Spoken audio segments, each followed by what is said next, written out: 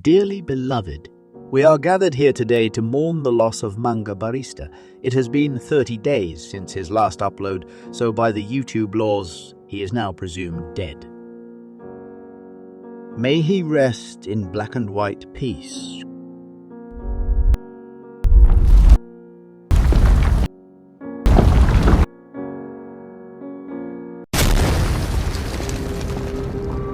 Where do you think you're going?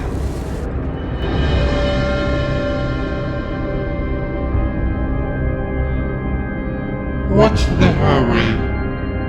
Don't you want your manga?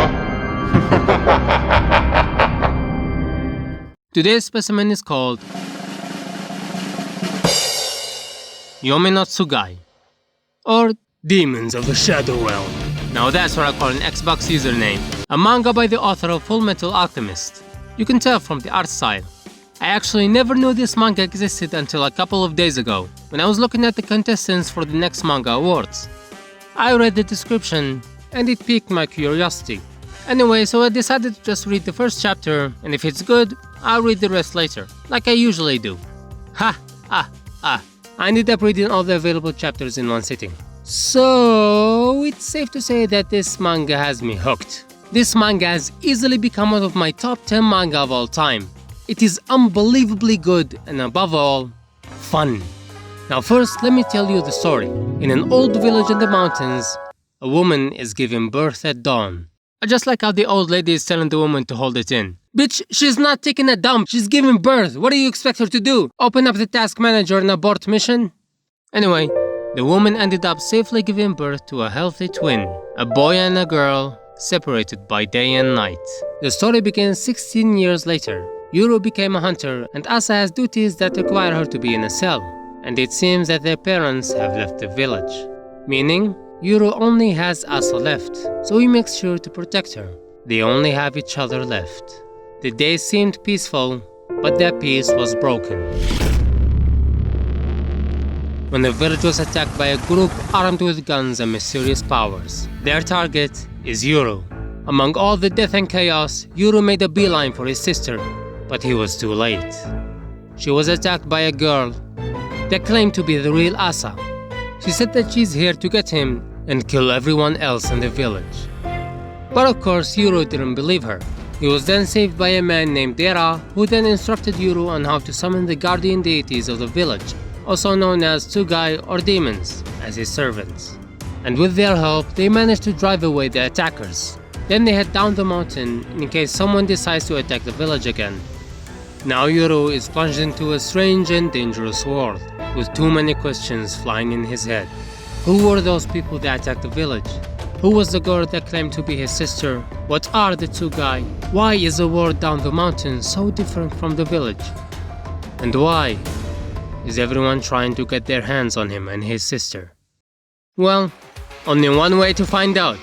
Let them come, and he will squeeze information from them before killing them. I think this is enough for an intro to the series.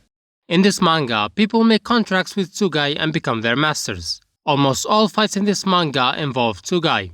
I say this because it's not as simple as Tsugai A fight Tsugai B. It's much more chaotic than that. Because if a Tsugai's master dies, their Tsugai will be down for the count. So what you get is people trying to kill each other in every way possible. Which leads me to Yuru as a protagonist. If it was a lesser manga with a similar concept, the Tsugai would have been doing all the heavy lifting while the protagonist would be crying about friendship and shit. But Yuru is too busy killing people to do that. He's equally as strong as his Tsugai because he's cunning.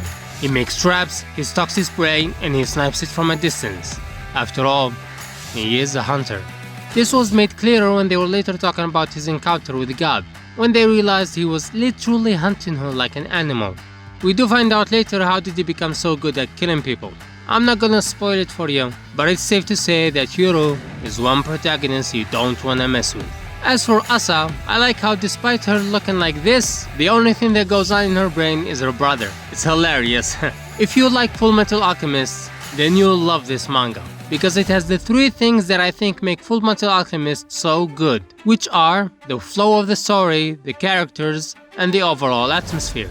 The flow of the events in the manga is immaculate. We get taken from one place to another fairly quickly, but not once does it feel like we're getting rubber banded or rushed. It's all very smooth and seamless. Add to that the fact that we're not focusing on the protagonist 100% of the time. We get to see other characters and other events take place in different locations that all progress the main plot. And you got yourself a bustling world with lots of moving parts and one destination. Now, for yours truly's favorite part, which is the characters.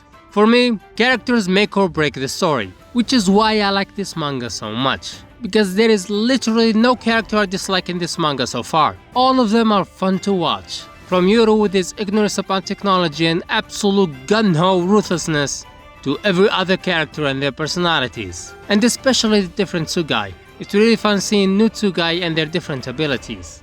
And of course, I can't leave out left and right. Let's be honest, they're the best part of the manga. They're strong, they're quirky, what's not to love about them? And also, is that a best girl I spy in the distance? No, I shouldn't. I couldn't possibly indulge myself. However, the heart wants what the heart wants. When I said all the characters are likable, I did mean everyone, even the villains. They are simply entertaining to watch. They have so much personality. One part that sticks out to me was when we got introduced to this guy's Tsugai for the first time. And that was by having them fight like they're a married couple.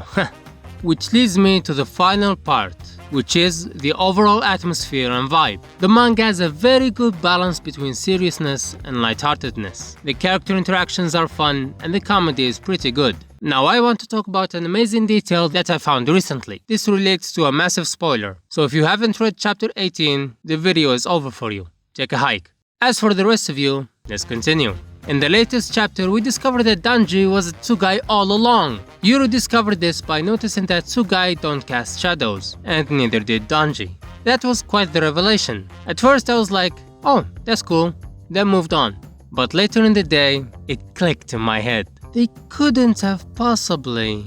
No, did they? So I looked at the first chapters, and lo and behold, they fucking did it! Danji never had a shadow since the beginning. Look, shadow covered by the horse, covered by the kid, covered by the horse again, covered by the hay bales, covered by the bush. No shadow! We never see his shadow, despite everyone else clearly having one. The signs were all there. I have nothing but the utmost respect for authors that do these kinds of things. But now, this raises the question. Are there other details that we have yet to notice? Okay, now that's all. I'll see you next time, but until then, take care of yourself and drink lots of water.